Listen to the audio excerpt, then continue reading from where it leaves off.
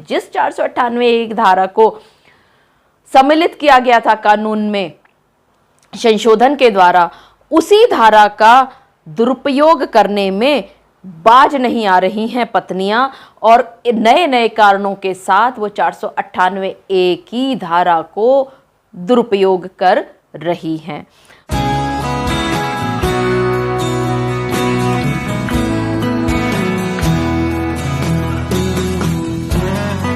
मैं अपने जितने भी वीडियोस अपने पुराने देख रही हूँ उसमें सबसे ज़्यादा जो बात देख रही हूँ कि ज़्यादातर लोगों का यही कहना है कि 498 के दुरुपयोग के बारे में मैं इतना ज़्यादा क्यों बोलती हूँ।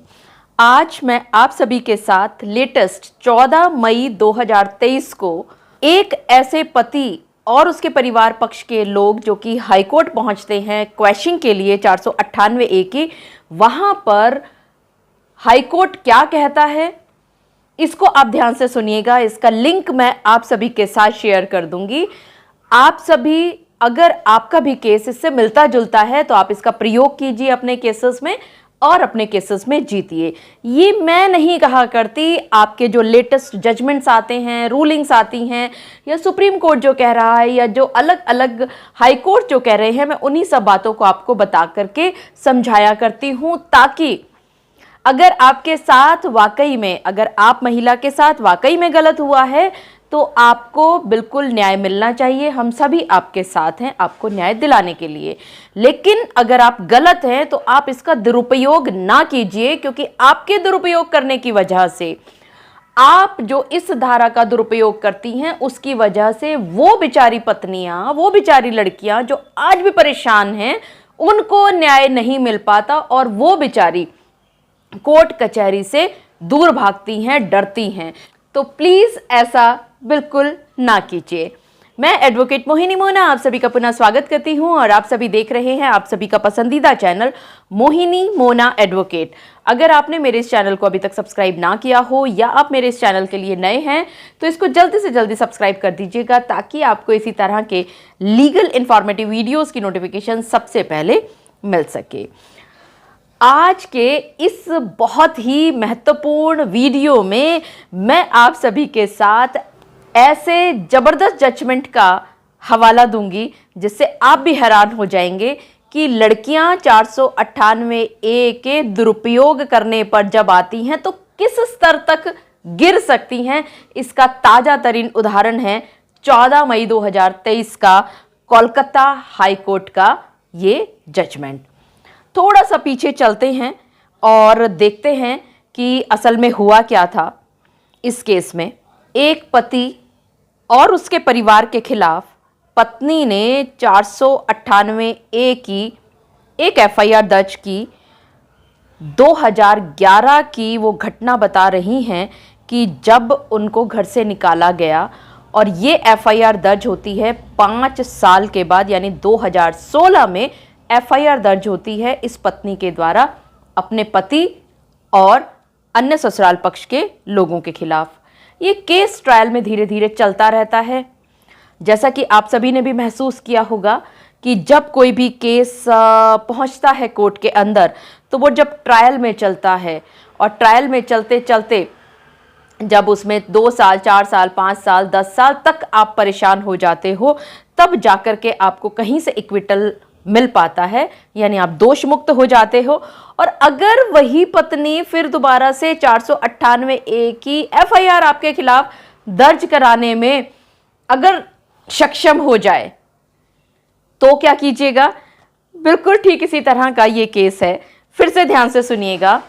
एक पत्नी ने 498 की धारा के अंतर्गत एफआईआर दर्ज कराई 2016 में, और वो ये कहती हैं कि 2011 में उनके पति ने उनको घर से निकाल दिया, और इसके अलावा वो और भी एलिगेशंस लगाती हैं, दहेज की बातें करती हैं, हैरेसमेंट की बातें करती हैं।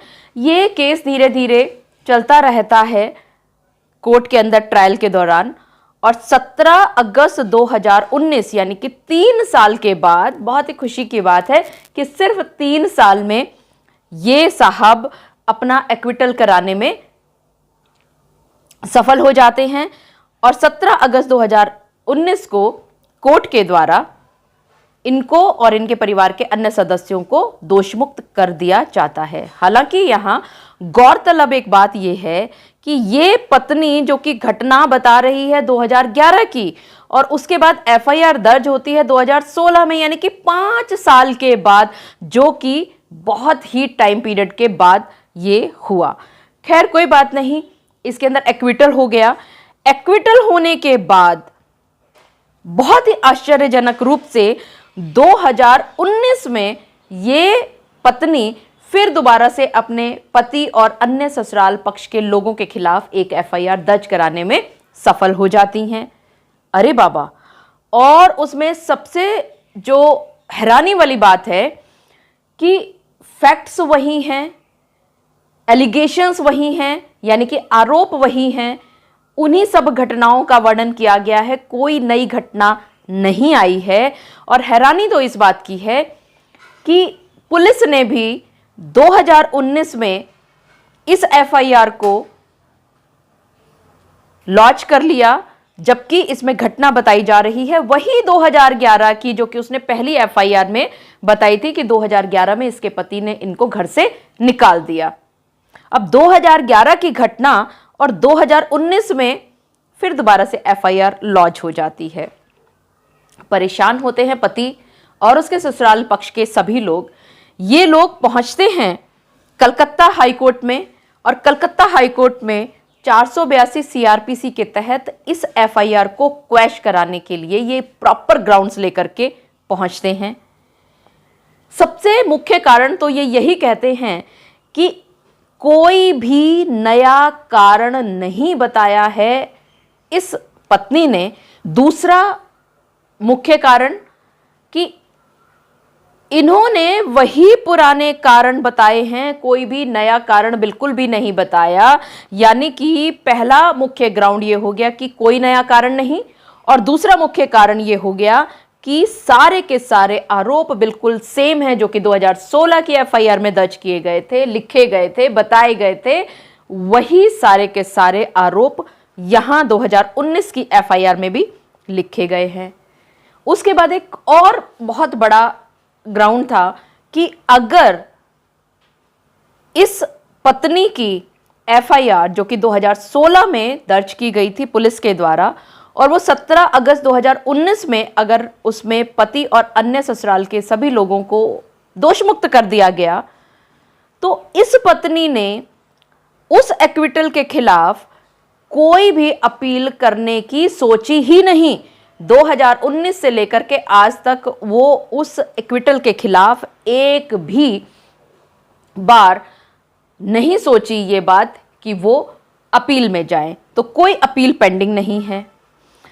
और अगर ये सेम एफआईआर की गई है, सेम एलिगेशंस लगाए गए हैं, वही सेम धाराएं लगाई गई हैं, तो इसका एकमात्र जो कारण था एफआईआर को लॉन्च करने का, जो ध्येय था, वो सिर्फ इतना ही था कि पति और पति पक्ष के सभी परिवार के सदस्यों को किस तरह से और ज़्यादा परेशान किया जाए और ज़्यादा हैरस किया जाए।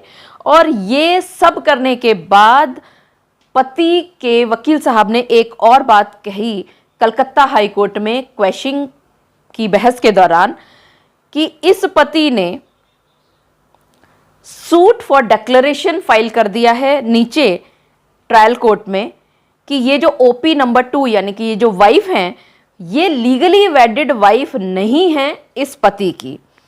और इसके अलावा कोई भी न्यू कॉज ऑफ एक्शन कहीं पर भी नजर नहीं आ रहा इस नई एफआईआर में, जो कि सेम तथ्यों पर सेम एलिगेशंस के साथ लगाई गई है 2019 में। और गौरतलब फिर से बात सोचने की कि 2011 का इंसिडेंट और 2019 में ये एफआईआर लॉन्च हो रही है। और इन सब बातों का वर्णन करते हुए कलकत्ता हाई कोर्ट ने 14 मई 2023 के इस जजमेंट में बिल्कुल साफ साफ ये कह दिया कि पत्नियां किसी तरह से भी बाज नहीं आ रही हैं, नए नए कारण ढूंढ रही हैं 498A को दुरुपयोग करने के लिए।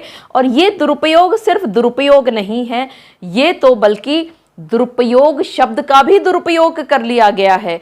मतलब इस धारा को, जो कि एक सुरक्षा के तरीके से लाया गया था कि वो पत्नियां, वो बेचारी पत्नियां जो कि आजकल हैरस हो रही हैं, जो कि परेशान हो रही हैं, उनको थोड़ी सी सुरक्षा देने के लिए, उनको न्याय दिलाने के लिए जिस 498 धारा को सम्मिलित किया गया था कानून में संशोधन के द्वारा, उसी धारा का दुरुपयोग करने में बाज नहीं आ रही हैं पत्नियां, और नए नए कारणों के साथ वो 498 की धारा को दुरुपयोग कर रही हैं।